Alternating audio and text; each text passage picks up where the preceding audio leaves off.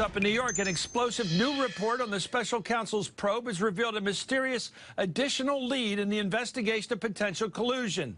The New York Times is now reporting that Donald Trump Jr. and other Trump officials met, in addition to the Russians, also with an emissary to two Gulf Arab countries and an Israeli businessman to discuss how they could help his father win the 2016 election. As the Times notes, it's the first indication that countries other than Russia may have offered assistance to the Trump campaign. The Times reports, quote, investigators have questioned numerous witnesses about what foreign help may have been pledged or accepted and about whether any such assistance was coordinated with Russia. The meeting in question, which took place at Trump Tower on August 3rd of 2016, was arranged by Eric Prince, a private security contractor and informal Trump advisor. Prince introduced Donald Trump Jr. and campaign aide Stephen Miller to George Nader, the Lebanese-American advisor to the United Arab Emirates and Saudi Arabia. Nader's now cooperating with investigators. Wow. Also in the meeting was an Israeli social media specialist, Joel Zamel, who proposed his services to help the Trump campaign. By the way, these parallel the social media effort conducted by the Russians in the 2016 presidential election. As the Times reports, the plan involved using thousands of fake social media accounts to promote Mr. Trump's candidacy on platforms like Facebook. It's unclear what kind of help, if any, was ultimately provided. However, two people familiar with the meeting said that Trump campaign officials did not appear bothered by the idea of cooperation with foreigners. An attorney to Mr. Zamel denied that his client was involved in the election. Donald Trump Jr.'s lawyers also released a statement saying of the meeting that they pitched Mr. Trump Jr. on his social media platform or marketing strategy. He was not interested, and that was the end of it. I'm joined right now by Betsy Woodruff, reporter with the Daily Beast and an MSNBC analyst. Jennifer Rubin's a Washington Post opinion writer and MSNBC contributor. And Joey Ainsley's a national security reporter with NBC News. Thank you all. Let's start with Betsy. Tell us what we know about this additional information about Trump's gathering or seeking or accepting or listening to advice from other countries about how to beat Hillary Clinton. Look, this might be the closest piece of evidence yet to the possibility of there having been some sort of illegal activity involving the Trump campaign and people working for foreign governments. The federal election campaign law, the statute that governs all campaigns in the United States, makes it really clear that it is against the law to solicit help from foreign nationals on a campaign. I spoke with a campaign attorney earlier today who said that would also include soliciting help from foreign nationals through their emissaries, even if those emissaries themselves are U.S. citizens. So depending on what happened in that conversation, there could have been illegal activity. Well, George Nader it jumps to mind as the guy who was also involved in that meeting in the Seychelles. What is his role? And he's one of these mystery guys that are sort of like moving in and out of, they're not sure what country they really are loyal to. You're shaking your head, Jennifer. These sort of transnational figures that seem to be always available for a hustle or something on the edge of illegality here. You really don't know who he's working for. Is he working in this capacity just for this Israeli company? Does he have some connection to the Russians? It seems awfully coincidental that he should also appear in the Seychelles. But consider what this meeting means. Just like that meeting in Trump Tower, which was in June, a few months earlier, you have Don Jr., you have a senior member of the campaign, this case, apparently Stephen Miller. The other instance, it was not only Paul Manafort, but the president's son-in-law, sitting down with people who represent a foreign government, eagerly waiting to be told something that will help their candidate, in this case Donald Trump, become president of the United States. Frankly, I think Donald Trump Jr., for exactly the reason that Betsy outlined, has probably also stepped over the line, already stepped over the line in the Russia meeting, because there he was eager to get the information. He started off by asking at the beginning of the meeting, what do you got? That's sort of solicitation, don't you think? So this not only makes clear that there's a pattern of doing this, but it may be some of the same characters who are involved in much of this. These people do get recycled. Well, as I mentioned, and you just did, Eric Prince and George Nader are best known for holding a secret meeting in January of 2017 with a Russian oligarch over in the Seychelles, a remote island nation in the middle of the Indian Ocean. The reported purpose of that was to establish a back channel between the incoming Trump administration and the Kremlin itself. However, in his testimony before the House Intelligence Committee, Prince omitted several facts about how that meeting came about. Now, it also appears Prince failed to disclose his August meeting at Trump Tower to the committee as well, involving the Emirates and this Israeli guy. In that testimony, Prince described having only limited contact with Trump campaign officials. When asked to confirm that he had no other formal communications or contact with the campaign, he replied, correct. Well, furthermore, he said the only contact he had with Donald Trump Jr. was at a campaign event, and he ran into him a couple times during the transition. Well, that does not appear to be accurate in light of what we're now learning. Julia, this reminds me, every time we have one of these meetings we hear about with foreigners, it's as if it's a meeting of a company talking new business. Oh, we got some new clients possibly here. So you got some we're ringing the bell for new business. They seem to be having an open window or door even for anybody coming from some other country that might help them pull an upset against Hillary, because it looked like an upset coming then if it was going to be a win. That's right. I mean, and if we think back to this time, an excuse that we've heard a lot is that these are political novices. That's something that people loved about Trump as a candidate. He was a business guy. He wanted to talk to everybody, and he didn't understand all these very just kind of in-the-weeds federal election campaign rules that would have kept him from meeting with these people. But from our reporting all the way back in December, Chris, we were told that the Trump campaign was actually briefed and warned, that Trump himself was briefed and warned about outside countries trying to intervene in his campaign, Russia and others. And so when you have that information that you're given as soon as you get the nomination, why then would your son and other people close to your campaign be soliciting this kind of advice from foreign countries? We don't know how far it went, if it was a list of options, what they decided to solicit, where it ended, but it is clear that they had this meeting. They looked like they were very much open to the idea, much in the same way that they were meeting with other people like the Russians in June of 2016, that this was somewhat of a commonplace. I mean, and that obviously, as Betsy points out, is against U.S. law. So they can't plead ignorance in this case because, as we pointed out, they were warned that other countries would be trying to do this very thing. What was the sequence? When did the warning come and who gave it? And was it before or after they'd already been meeting in June with the Trump Tower crowd? So I was thinking about that. This would have been after the nomination, and we know that the convention was in July. So technically the Trump Tower piece, they could plead ignorance on that, but not in this case, not in an August meeting that's being reported. We understand that this would have come from the FBI, from people in the counterintelligence community who would say, look, we understand from our intelligence that there are efforts to get inside your election, and you need to be mindful of these. This was right around the time Paul Manafort quit. Go ahead, Jennifer. In this case, ignorance of the law is not an excuse. All you have to have for a violation of the campaign law is that you knowingly met with someone who is a foreigner and solicited or received help. That Donald Trump Jr. definitely did. And he may be ignorant, he may be foolish, but he may also be a lawbreaker. And that's the problem I think the Trump team is looking at. It's no wonder that Donald Trump has been blowing up and going nuts over this. This is the collusion. And we have not just one instance in June in Trump Tower with the Russians, but 2 more countries. How many more countries are we going to get to before this is over? I can hear a conversation. Guess what, Dad? I guess he calls him Dad. Guess what, Dad? I got some dirt coming on Hillary. We could turn this election around. This could be the long ball. This could do it. I can't imagine him not telling him that. Let me get back to Betsy on this in terms of the whole thing.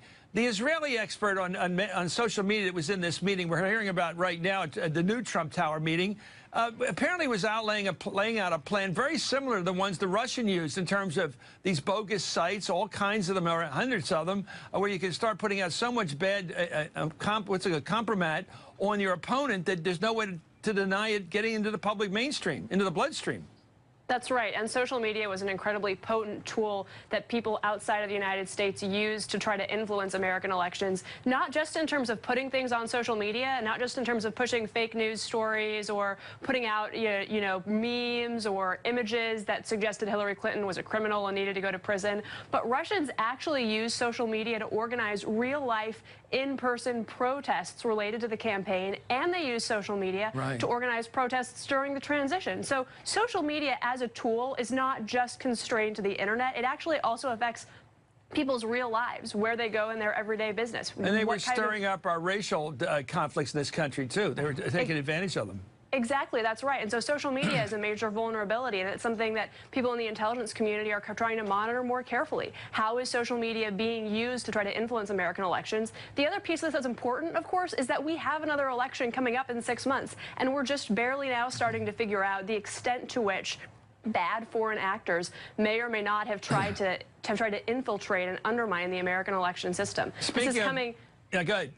Oh, this is just coming at a really vital point in the American political discourse. Well, let's talk about those November elections where the Senate's at stake, of course, and the entire House of Representatives is at stake. Julia, what do you make of Rudy's putting out the word that he's hopeful that it'll be over before what he calls the Comey period? The Comey, he's got a phrase for it now. That, in other words, 11 days before the election would hurt Hillary. So let's just read it from Tony. It was Trump's lawyer, Giuliani, is now telling the New York Times that when it comes to the investigation of potential obstruction of justice, that portion of the report from Mueller, the special counsel hopes to have finished by September 1st. If Rudy's correct, then it appears Mueller has lengthened his timetable to complete the obstruction probe. NBC News had previously reported in April, that's a month ago, that Mueller was aiming to finish the report as early as May or as late as July. So it's not imminent. It's sometime basically in the fall. And my question, let's go to Julie on this.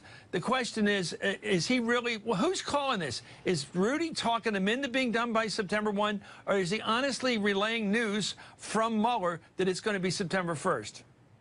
Well, that's a good question. When we look at that timeline, I want to go back to that story that you showed. When we said that it was as early as May or as late as July, that was at a really critical point when it looked like Trump was going to walk away from ever agreeing to a voluntary sit-down with Robert Mueller. That was shortly after the Cohen raids. Trump was furious. He had just brought on Giuliani. Giuliani had promised to wrap it up soon, and Trump didn't want to do an interview.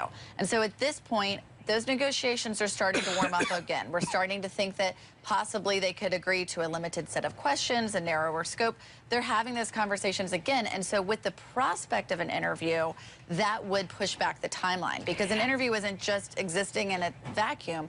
After people would interview the president, first of all, they'd have to prepare a lot. They'd do the interview, and then they'd have to take that information and go chase it down elsewhere. So now that that's back on the table, it pushes off the timeline. As far as where Giuliani's getting his information, we do know that there's often discourse between Trump's legal team and Mueller's team, but he could also be saying this because he wants to give his client a finite time. And Betsy and I talk a lot about how, in this case, it seems like lawyers want to calm down their client, the president here, because they don't want him to mouth I think off. it's carrot feeding. Anyway, thank you, Betsy. We have to go. Jennifer, I'm sorry, we have to go. Jennifer, thank you so much, Jennifer Rubin, Julie Ainsley, and Betsy Woodruff.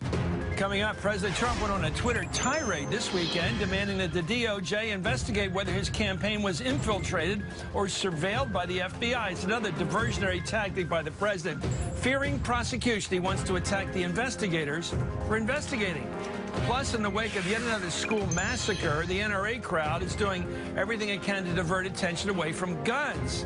They want the discussion to be about school doors and abortion and Ritalin. Anything but guns. And is Trump getting wise to North Korea? The president's reportedly concerned that next month's summit with Kim Jong-un could turn into a national embarrassment. In the time before Singapore, he needs to do some necessary homework, don't you think? Finally, let me finish tonight with a tribute to a man who took up the task of national conscience at such pivotal moments in our history. And this is Hardball with the Action News. Once there was an organism so small, no retirement savings. Talk with your advisor about Shield annuities from Bright House Financial, established by MetLife. Saturday Night Live marked the first anniversary of the Mueller investigation by channeling the series finale of The Sopranos. Let's watch. To a great first year of the Russia investigation. And many more.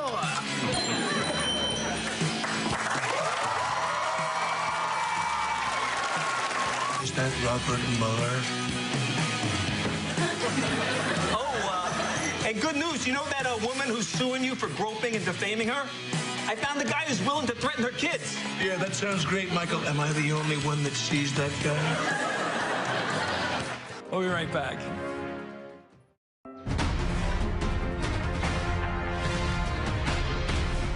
Welcome back to Hardball. Frustrated by the special counsel's investigation into possible campaign ties to Russia, President Trump spent this weekend throwing a Twitter tantrum, lashing out against the FBI, the Obama administration, and his 2016 campaign rival Hillary Clinton.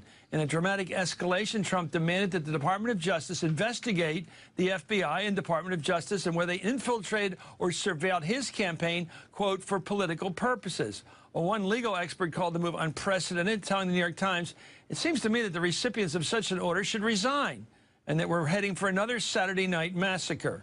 The president's order comes amid partisan accusations that a U.S. intelligence source helped gather evidence in the Russia investigation. But isn't that how the FBI gathers information? from informants. Trump and his allies in Congress have used the reporting as an excuse to bolster unsubstantiated claims that the FBI spied, that's their favorite word, on his campaign. Here's chief cheerleader and chairman of the Intelligence Committee, Nunes, appearing on Fox yesterday. If they ran a spy ring or an informant ring and they were paying people within the Trump campaign, if any of that is true, that is an absolute red line. We don't know if there's one informant or more informants because there's so much out there now. It's really getting tough to follow. And all we're asking for is give us the documentation that you used to start this investigation. Okay, despite those claims, the Washington Post reports that there's no evidence to indicate an intelligence source was embedded within the campaign, as the president suggested. The Department of Justice has asked the Inspector General to expand on an ongoing review to include determining whether there was any impropriety in how the FBI conducted its investigation. Well, late today, the president met with Deputy Attorney General Rod Rosenstein, FBI Director Christopher Wray, and DNI Director Dan Coats to address his concerns. Late this afternoon, White House Press Secretary Sarah Sanders issued a statement saying White House Chief of Staff John Kelly will facilitate a meeting between FBI Department of Justice and Director of National Intelligence, along with congressional leaders, to review classified material they requested. For more, I'm joined by Robert Costa, national political reporter for the Washington Post and an MSNBC political analyst, and Daniel Goldman, former assistant U.S. attorney for the Southern District of New York. Robert, all I see here is an attempt to deflect attention from the investigation, which is moving forward, and they want to focus on what? And I don't even know who the audience is. Isn't the FBI supposed to investigate possible criminality? Isn't the job of the FBI to see if the Russians were involved in one of the campaigns? And what is this spooky sort of intrigue they're kind of creating? Well, if they did, that's terrible. No, it doesn't matter if they're doing it. It's they're doing their job. This reminds me so much of how we get ran down, forced down that stupid rabbit hole of Iraq, setting up a false premise that if they investigated, they were doing something wrong. So let's find out if they're investigating or not. It looks like the old mental trick of the hard right, and now they're doing it with this president. Your thoughts as a reporter? As a reporter, when you think back to the summer of 2016, when the DOJ and the FBI started a counterintelligence operation about the Trump campaign and Russian interference, they believed at that time that they had enough information to start that counterintelligence operation. What they're now agreeing to do after consultations with President Trump and having this meeting today is to figure out what were some of the other discussions happening around the formation of this counterintelligence operation. Why are they relevant to whether they were colluding with the Russians or not? If the question is, were they colluding, shouldn't we want investigators to find out if that's the truth or not? Isn't that what we do in America? We enforce the law? Your thoughts? Exactly right. The FBI and DOJ believe they had cause to start a counterintelligence operation, but they're dealing with Congress, and the Constitution says Congress does have oversight. And some people think that congressional Republicans are overstretching here, pushing DOJ and FBI too much, pushing them around in a bullying way. But then when you talk to congressional Republicans, they say they're doing their job, and that's part of the tension here. And that's what DOJ is trying to work with this White House. It's very unusual to have these kind of meetings and demands from a president to investigate the investigation, complicated constitutional and legal questions.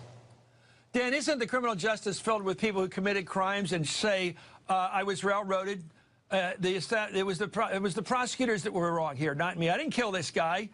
Oh, if I did, so what? It still was, they still went after me in the wrong way, so let me off. I mean, I don't know. I just assume criminals always have an alternative theory that they're innocent. And now this case is to try to impeach the investigators for doing their job of investigating. I don't even get why the crazy, wackiest, far right or far anything would buy this as somehow a legitimate sort of obstacle to an investigation going forward on whether this president and his team had something to do with foreign powers in winning the election. I just think it's still a great question we should want to get the answer to.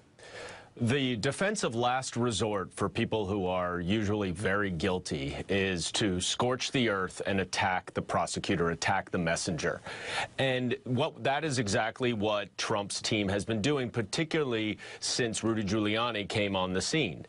That is aided by the fact that because Bob Mueller is running a very professional, confidential investigation, there's nothing coming from the other side. So there's nothing to respond to these scorched earth attacks, which are designed entirely to undermine the credibility of an ongoing investigation and seem, based on what the reporting that we read from Bob and others, seem to have very little basis in fact, but there's no one to counter it. And so they're able to sort of perpetuate this this counter narrative in the ethersphere. Why can't the Justice Department people say our job is to investigate? The FBI has been investigating people since the 30s.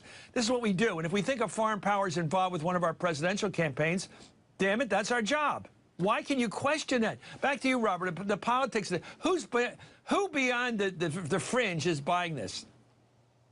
Well, the president's buying it, and he runs the executive branch. So that's really thrown this whole Justice Department a curveball in recent weeks, because they believe that they have a right to pursue these things and protect their documents. And they're trying to work with the administration by having this briefing. John Kelly's going to participate in a briefing of lawmakers of highly classified material, of how they use sources, secret sources, for counterintelligence operations at home and abroad. But they know that if they're forced to release documents to Congress that they don't feel comfortable releasing because it could put people in jeopardy or operations in jeopardy, that they may balk. And that's the crisis moment when you talk to people close to justice that they're trying to avoid. Yeah, and I thought there was a chance that Sessions would get around this by saying, I'm looking for any impropriety in the investigations. I'm not looking for investigations whether they took place or not, whether we were checking on whether they had Russian connections, but whether they did something wrong. I guess they're not going to get away with it now because Kelly's going to give them everything. And so all they can do is now chew on everything to get a hold of now. Well, there are a couple of things that are really problematic about this situation. I mean, the first is that the president, who's the subject of an investigation, is convening a meeting with the people authorizing that investigation to determine whether or not those who are running the investigation should turn over material related to that investigation to the president, the subject. This is unheard of. And Rudy Giuliani is going on to the media in a variety of ways saying, we just want to know what the informant says. That's absurd. That's outrageous. There's no investigation in this country where the subject of the investigation should get any evidence, documents, or witness statements related to that investigation before someone is charged, and certainly before they're interviewed. So that's what the ask is here, which is really difficult to comprehend. I think Rod Rosenstein is trying to deflate and deflect a little bit so that this issue doesn't become the Saturday Night Massacre, and he remains there in case something even more egregious happens. But I guess there's some compromise here because Devin Nunes and the House Intelligence Committee is not going to get the documents, but they are going to see them, which is problematic. I'm just a former federal prosecutor, Chris, but you've been in politics for a long time. What legitimate oversight is there that they can point to in order to get this information about a confidential informant? Dan, I think you're talking about micromanaging your own prosecution. Robert, what do you've got a good nose for this. What do you think is coming about after this meeting with General Kelly? If they sit down and they are shown all these documents, it's like showing Nixon. Should we look at the tapes or not, Mr. President Nixon? Should we look at the tapes or ignore them? I mean, it's like they're getting review on almost an adjudicative role. They can say, well, I don't think you should be using that, or you shouldn't have looked at that, or how did you get that, or what was your tradecraft here? It seems to be a very invasive process by people who are basically with the defense. And there's so many different overlapping agendas here. Think about it. It didn't get a lot of attention over the weekend, but when I spoke to Mayor Giuliani on Sunday, he said the president won't do an interview with Bob Mueller until this whole matter of the secret source and these documents with Congress is settled. And so you have not only the White House and Don McGahn, the White House counsel, and the Chief of Staff, John Kelly, negotiating with the Justice Department, but you have this element of the personal legal team and Mayor Giuliani also being in the president's ear as he navigates these issues. It makes it quite a firestorm because there's so many different lines here, so many different people involved in trying to figure out how much is going to be revealed about the counterintelligence operation, about sourcing. We could probably move this investigation along very fast, Mr. Mayor Giuliani, by giving the president's tax returns to the prosecutor and get it over with. So we'll know all the information we need to know about the president's financial involvements overseas, and especially with Russia. That'd be useful to have. I'm sure they have them. And well, maybe Giuliani should have pushed that a little faster. Anyway, thank you, Robert Costa, and thank you, Daniel Goldman. Up next, the NRA's new president, Oliver North, says that Ritalin is to blame for the rise in school shootings. The far right seems to think the gun violence debate has to do with something, well, everything but guns. Doors, drugs, everything but having access to guns. Well, that's what they deal with, isn't it? Guns? That's what they sell, isn't it? Guns. This is Hardball with the extras. I have to tell you something incredible. Capital